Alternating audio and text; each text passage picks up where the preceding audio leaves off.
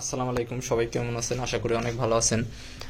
তো আজকে আপনাদেরকে দেখাবো যে কোয়েল পাখির ডিম কিভাবে টেস্ট করবেন, কোনটা বাচ্চা ফুটবে আর কোনটা ফুটবে না, কিভাবে আপনারা টেস্ট করবেন। আমার এখানে কিছু বাচ্চা দেখতে পাচ্ছেন। এই বাচ্চাটা হলো আমার বাড়ির পাশে একজনের মুরগি বাতে বসা থেকে মারা গেছে মুরগিটা, এজন্য এই ডিমগুলো আমার কাছে রেখে গেছে। তাই আমি বাচ্চা ফুটাইতে দিছি কোয়েল পাখির পাশাপাশি। তো সবগুলাই বাচ্চা ফুটছে, দুইটা আমার খুব সম্ভবত ফুটবে না। তো আপনাদেরকে দেখাবো যে কোয়েল পাখির ডিম আপনারা কিভাবে টেস্ট করবেন, কোনটা বাচ্চা ফুটবে আর কোনটা ফুটবে না। তো প্রথম অবস্থায় আমরা একটা ডিম নিলাম, এখান থেকে একটা ডিম নিলাম আর একটা ডিম নিলাম, দুইটা ডিম নিলাম। এটা আপনার সেম একই দিনে বসানো।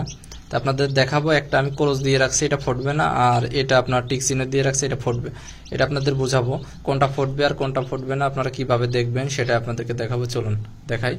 দেখার জন্য অবশ্যই একটা আপনারা লাইট ব্যবহার করবেন, ফ্ল্যাশ লাইট অথবা টর্চ লাইট ব্যবহার করতে পারেন।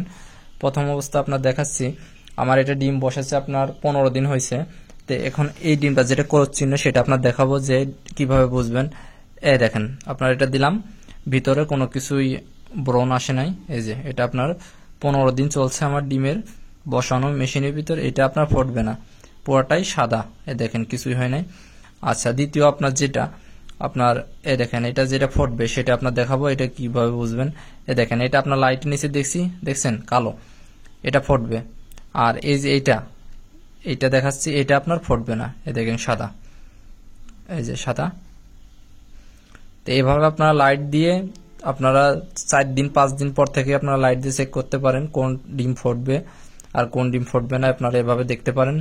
আশা করি বিষয়টা বুঝতে পারছেন। ধন্যবাদ, সবাই ভালো থাকবেন।